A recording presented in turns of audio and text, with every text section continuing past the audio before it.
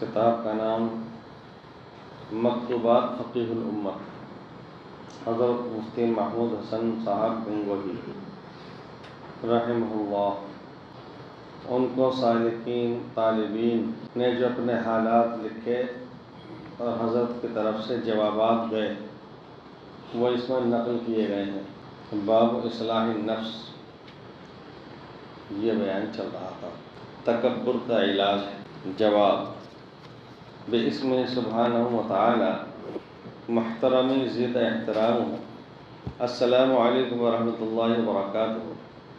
سال گزشتہ میں آپ نے جو کتابیں پڑھائیں ان کا مطالعہ اس سال آپ کے لیے بہت کارآمد ہے۔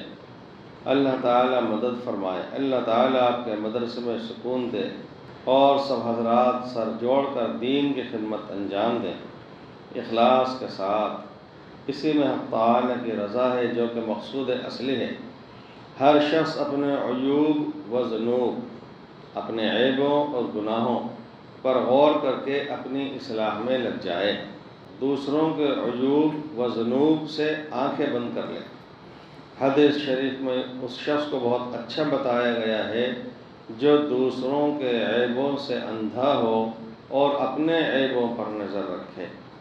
لیکن تکبر ایک بہت بڑی دیوار ہے جو حائل ہو جاتی ہے، اپنے عیبوں پر نظر ڈالنے نہیں دیتی، ہمیشہ دوسروں کی عیب جوئی میں لگا دیتا ہے۔ اللہ تعالی ہم سب کو توفیق دے اور تکبر کی آفت سے ہم کو محفوظ فرمائے۔ آپ کسی کے ساتھ کسی جھگڑے میں نہ رہیں، اپنی زبان کو بند رکھیں۔ حضرت تھانوی قدس سرہ کی کتابیں اور نصیحتیں اپنی اصلاح کے لیے اپنی نظروں میں رکھیں۔ ان کی ہدایت کے موافق اگر زندگی بن گئی تو انشاءاللہ کامیابی ہے۔ واقفین کو سلام مسنون کہہ دیں۔ نجات کا طریقہ۔ جواب: آپ کا خط ملا، بعافیت مکان پہنچنے اور اپنے کام میں مشغول ہونے سے مسرت ہوئی۔ اللہ تعالیٰ اخلاص دے، ہر کام میں رضائے حق تعالیٰ مد نظر رکھیں۔ مدرسے سے متعلق ہو یا خارج سے، حضرت عقبہ بن عامر رضی اللہ عنہ کی نقل فرمودہ حدیث کو سامنے رکھیں جس میں نجات کا ذریعہ و طریقہ بتایا گیا ہے۔ وہ 3 چیزیں ہیں: املک علیک لسانک، اپنی زبان کو قابو کنٹرول میں رکھو، ولیسعک بیتک، اور تمہارا گھر تم کو سمائے رکھے، بلا وجہ گھر سے باہر نہ جاؤ، وابکی علی خطیئتک، اپنی غلطی کوتاہی پر روتے رہو۔ نگاہ کی حفاظت کا طریقہ۔ جواب: آپ افتاء کی محنت کر رہے ہیں اور 3 تسبیح کے ساتھ 13 تسبیح کا ذکر جہر بھی کرتے ہیں۔ اللہ تعالیٰ آپ کی محنت کو قبول فرمائے، اخلاص و استقامت دے۔ زبان اور نگاہ کی حفاظت بہت ضروری ہے۔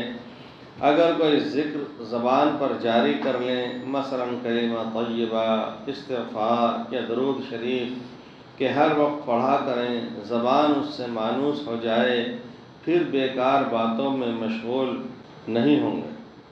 نگاہ کی حفاظت کے لیے الم یعلم بان اللہ یری کا مراقبہ کریں۔ کیا وہ نہیں جانتا کہ بے شک اللہ تعالیٰ دیکھ رہا ہے؟ اور اس کی ترکیب مفتی احمد صاحب سے دریافت کر لیجئے، انشاءاللہ فائدہ ہوگا۔ اپنے کو قصوروار سمجھنا چاہیے۔ جواب: دل سے دعا کرتا ہوں حق تعالیٰ پریشانی سے نجات دے، باعزت طریقے پر بری فرمائے۔ ایک بات عرض کرنی ہے کہ اپنے کو کبھی بھی بے قصور، بے گناہ نہیں سمجھنا چاہیے۔ ہم رات دن گناہ کرتے ہیں، بسا اوقات خیال بھی نہیں ہوتا کہ یہ کیا گناہ ہے، اور جب پکڑ ہوتی ہے تو یوں سمجھتے ہیں کہ بے قصور پکڑ ہوئی، حالانکہ قصور کا انبار ہوتا ہے۔ جیسے بجلی کا بٹن دبایا اور بلب دوسری جگہ روشن ہوتا ہے اور درمیان کا تار بسا اوقات نظر نہیں آتا۔ اللہ تعالی ہم سب کے گناہوں کو معاف فرمائے، عزت و عافیت سے رکھے اور گناہوں سے بچائے۔ اعتدال پیدا کرنے کا طریقہ، درمیانہ روی۔ جواب: آپ کی غیر حاضری مدرسہ کی وجہ سے حافظ صاحب اور اکثر طلبہ کا چلا جانا سخت موجب کلفت ہوا، مگر غصہ اس پر بھی نہیں ہونا چاہیے، کیونکہ نہ حافظ صاحب آپ کے غلام نہ بچے، وہی ہوتا ہے جو منظور خدا ہوتا ہے۔ آپ خود سوچ لیں کہ غصہ ہونا کہاں تک درست ہے۔ غصہ آنا غیر اختیاری ہے اور اس کے تقاضے پر عمل کرنا اختیاری ہے۔ جب کوئی کسی کو مار رہا ہے اور اس کو بچانے کی قدرت نہ ہو، اس بات پر غصہ خوب آ رہا ہو، تو ٹھنڈا پانی پی کر 2 رکعت نفل پڑھیں اور اللہ تعالیٰ کا شکر ادا کریں کہ آپ نہ ظالم ہیں نہ مظلوم، نہ ظالم ہیں نہ مظلوم، نہ مار رہے ہیں نہ پٹ رہے ہیں، اور دعا کریں کہ یا اللہ ظالم کو ظلم سے روک دے، اور غور کریں کہ آپ ظالم بھی ہو سکتے تھے، پٹائی کرنے والے آپ ہو سکتے تھے تو کیسا ظلم کرتے ہیں، اور آپ مظلوم بھی ہو سکتے تھے پٹنے والے تو کیسے پٹتے۔ اللہ پاک نے دونوں سے بچایا، انشاءاللہ رگیں اعتدال پر آ جائیں گی۔ تواضع کا عجیب نمونہ۔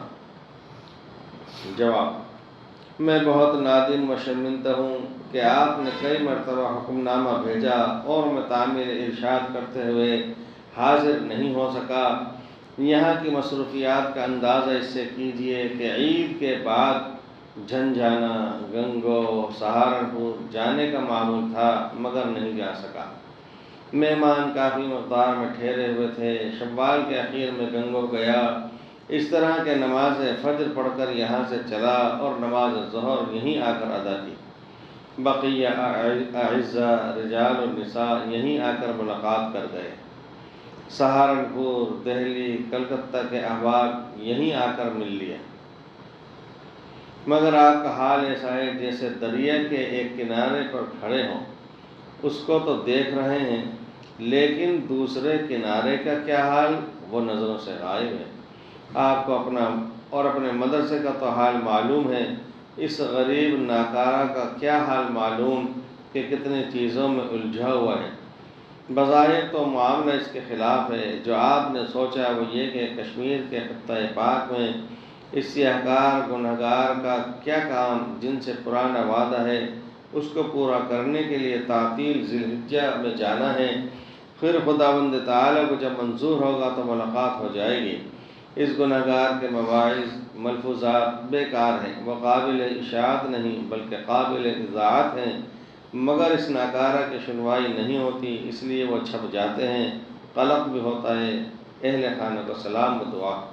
یعنی اس مضمون میں حضرت مفتی صاحب نے جس عاجزی تواضع سے کام لیا ہے وہ ذکر کیا گیا ہے۔ اللہ بے نیاز ہے۔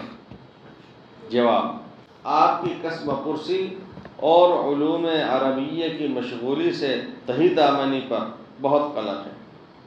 آپ کی کسب پرسی اور علوم عربیہ کی مشغولی سے تہی دامنی پر بہت قلق ہے، مشغول نہ ہونا اس میں۔ وہی ہوتا ہے جو منظور خدا ہوتا ہے۔ واقعی ذات خداوندی بے نیاز ہے۔ بخاری شریف کے درس پر بٹھا کر ایسی جگہ پہنچا دینا جہاں کوئی فیض حاصل کرنے والا نہ ہو، شوق اور کوشش کے باوجود کامیابی نہ ہو، بڑے بے نیاز ہیں۔ لیکن یہ سب کچھ ہماری اپنی گستاخی، بے ادبی اور ناقدری کا نتیجہ ہے، جس کے لیے بار بار استغفار کی بے حد ضرورت ہے۔ قرآن کریم کی خدمت بھی معمولی چیز نہیں، بہت بلند درجے کی چیز ہے۔ اس کی قدر کریں اور بچوں کو عقائد، اخلاق، اعمال کی تعلیم دیتے رہیں۔ اللہ تعالیٰ آپ کی شفقت سے ان کو نفع دے۔ آپ اس تعلیم کی ناقدری نہ کریں، کبھی یہ بھی ہاتھ سے چلی جائے۔ تعطیل عید الاضحیٰ میں ہتھورا، باندہ، مرزا پور، بنارس تک پہنچ گیا تھا۔ افسوس کہ آپ تک نہ پہنچ سکا، ورنہ مدرسے کی زیارت بھی کر لیتا۔ مولانا مفتی حبیب اللہ صاحب سے ساری تعطیل میں ملاقات رہی، وہ ہتھورا پہنچ گئے تھے۔ آپ کا ذکر خیر بھی آیا اور محترم مفتی محمد حنیف کا بھی ذکر آیا اور حضرت مولانا عبدالحلیم صاحب کا بھی ذکر آیا۔ اصل مقصد رضائے الہی ہے۔ اصل مقصد رضائے الہی ہے۔ جواب: آپ کا خط ملا، تعجب ہے کہ آپ جواب کی شکایت کر رہے ہیں، حالانکہ میں جواب دے چکا ہوں، اور آپ کی لکھی ہوئی تاریخوں پر انتظار بھی کر رہا ہوں کہ آپ کب تشریف لا رہے ہیں۔ اس دنیا میں ہر شخص کے کچھ موافق ہوتے ہیں، کچھ مخالف۔ فَإِنَّ الْمَرْءَ لَا يَخْلُو عَنْ صَدِيقٍ مَادِحٍ وَعَنْ عَدُوٍّ قَادِحٍ۔ کوئی انسان دنیا میں تعریف کرنے والے دوستوں اور قدح کرنے والے دشمنوں سے خالی نہیں۔ اصل مقصد رضائے حق تعالی ہے۔ اب جب آپ تشریف لانے کی تاریخ لکھیں گے تو اس وقت انتظار کروں گا۔ ضعف بصر اور ضعف دماغ کی وجہ سے بندہ فتاویٰ نہیں لکھتا، اس لیے فتاویٰ جو کچھ پوچھنا ہو دارالفتہ سے دریافت کر لیں۔ ہر کام میں اسی جیسی محنت کی ضرورت ہے۔ جواب: آپ کا خط ملا، اتنا یاد رکھیے کہ ہر مہم کے لیے ہمت اور محنت کی ضرورت ہوتی ہے۔ جیسی مہم ہو اس کے لیے ویسی ہمت اور محنت چاہیے۔ خطاؤں اور غلطیوں کا پتلا انسان جب مالک الملک کے ساتھ رابطہ قائم کرنا چاہے تو اس کو کتنی محنت اور ہمت کی ضرورت ہوگی۔ یہ الگ بات ہے کہ ارحم الراحمین کی مدد شامل حال ہو تو ہر مشکل کام بھی آسان ہو جاتا ہے۔ اللہ تعالیٰ معمولات کی پابندی دے اور ایمان نصیب فرمائے۔ اندری رہ می تراش و می خراش، تا دم آخر دم فارغ مباش۔ اس راستے میں الٹ پلٹ ہوتا رہے، آخری سانس تک فارغ مت ہو، اور پوری پوری مدد فرمائے۔ عاشورہ محرم میں تشریف لانا چاہیں تو ٹھیک ہے۔ اخلاص بہرحال ضروری ہے۔ جواب: امید ہے کہ اللہ تعالیٰ آپ کو 2 بیٹے یا 2 شاگرد ایسے عطا فرمائے گا جن کے ذریعے سے خوب فیض پھیلے گا۔ اللہ تعالیٰ مبارک کرے۔ اہل حق تو سبھی جگہ کم ہیں۔ جب آپ اہل حق کی کتابوں کو بار بار پڑھیں گے، ان میں سے ضروری امور کو اپنی کاپی میں نوٹ کریں گے اور حسب ضرورت دوسروں کو ان سے آگاہ کریں گے، سمجھائیں گے، تقریر کریں گے، غرض مداومت رکھیں گے، پابندی، تو انشاءاللہ تعالی وہ مضامین ذہن میں بھی رہیں گے اور مخاطب کے سامنے بیان کرنے میں بھی سہولت رہے گی۔ دل سے دعا کرتا ہوں اللہ تعالیٰ علم میں برکت دے، فہم میں روشنی دے، حافظے میں قوت دے، بیان میں طاقت دے۔ ہر فرض نماز کے بعد داہنا ہاتھ سر پر رکھ کر یا قوی یا قوی یا قوی 3 دفعہ پڑھ لیا کریں۔ اہم باتیں ضروری کاپی پر نقل کر لیا کریں۔ اخلاص بہرحال ضروری ہے۔ غصے کا علاج۔ جواب: بچی کی صحت سے بہت مسرت ہوئی، الحمدللہ۔ جب کسی پر غصہ آئے تو اپنے عیوب و ذنوب، عیبوں اور گناہوں پر نظر کرنے سے غصہ کم ہو جاتا ہے کہ جس قدر عیب دار گناہ گار فلاں شخص ہے، اس سے کہیں زیادہ تو عیوب و ذنوب میرے اندر ہیں۔ غصہ کرنا ہے تو اپنے اوپر کرنا چاہیے، اپنے سے فراغت ہو تو دوسروں کو دیکھیں۔ آپ کے مدرسے کے لیے دعا کرتا ہوں، اللہ تعالیٰ اس کو ترقیات سے نوازیں۔ مولانا محمد الیاس صاحب بارہ بنکوی ہمارے استاد، مسلم شریف اور جلالین شریف موطا انہوں نے پڑھائی تھی۔ وہ بعض دفعہ چونکہ مدرسہ کاشف العلوم میں نگراں بھی وہی تھے طلباء کے، اور نگراں سے سب کا سابقہ پڑتا ہے، تو کئی دفعہ ناراض ہو جاتے تھے، ڈانٹتے ہوئے تھے، بعض دفعہ قمچی بھی اٹھا لیتے تھے۔ یا بہرحال ایک مرتبہ کسی طالب علم بہت زیادہ غصے میں تھے، بہت زیادہ، اچھا پٹتے پٹتے کوئی جتنی واویلا مچاتا تھا تو پتہ نہیں اتنی اور تقویت ان کی ڈنڈی میں قمچی مار جاتی تھی۔ ان کے بارے میں ایک بات یہ مشہور تھی کہ جیسے ہی طالب علم نے کہا حضرت اللہ کے واسطے معاف کر دیجیے، بالکل غصہ کافر ہو جاتا تھا، بالکل غصہ ٹھنڈا، ہاتھ نہیں اٹھ پاتا تھا۔ مشہور بات تھی، بہت لوگوں نے اس کا تجربہ کیا، ہم نے بھی کئی دفعہ دیکھا، اپنے پہ نہیں دوسروں پہ اس طرح کا دیکھا۔ ایک مرتبہ ان سے پوچھا جماعت میں سبق میں ہی ساتھیوں میں سے کسی ایک نے، حضرت یہ کیا بات ہے کہ آپ کتنے غصے میں ہوں، جب کوئی لڑکا یہ کہہ دیتا ہے حضرت اللہ کے واسطے معاف کر دیجیے، تو آپ ایک دم سے رک جاتے ہیں؟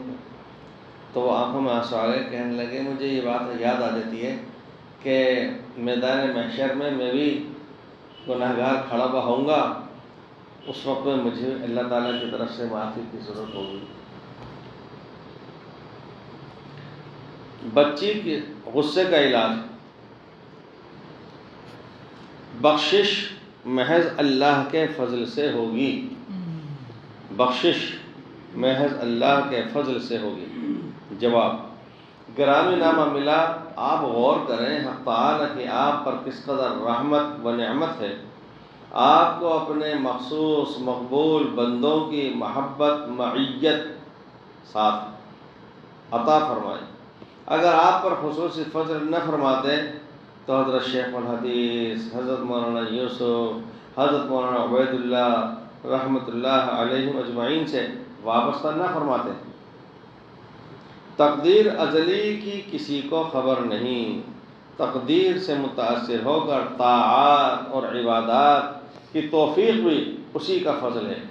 وہ فضل نہ فرماتے تو کس کی مجال ہے کہ کوئی عبادات و طاعات کر سکے۔ باقی طاعات و عبادات پر گھمنڈ یا غرور ہرگز نہ کیا جائے کہ کبھی آدمی اس گھمنڈ کی وجہ سے غضب کے گڑھے میں گر جاتا ہے۔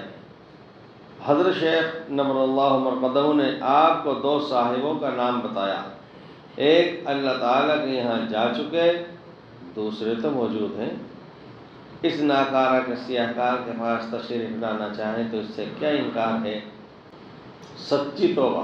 جواب، شہوت و خواہش ایک فطری امر ہے، مگر بندہ عجیب طرح کی شہوت میں مبتلا ہے۔ جب کسی کو دیکھا اول دیکھنے، سوال یہ، شہوت و خواہش ایک فطری امر ہے مگر بندہ عجیب طرح کی شہوت میں مبتلا ہے۔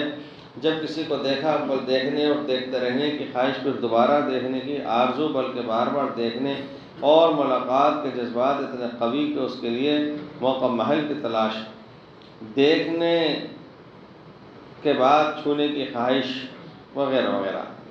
جواب، تب در کف توبہ برلب دل پر از ذوق گناہ، معصیت را خندبی آید بر استغفار ماں۔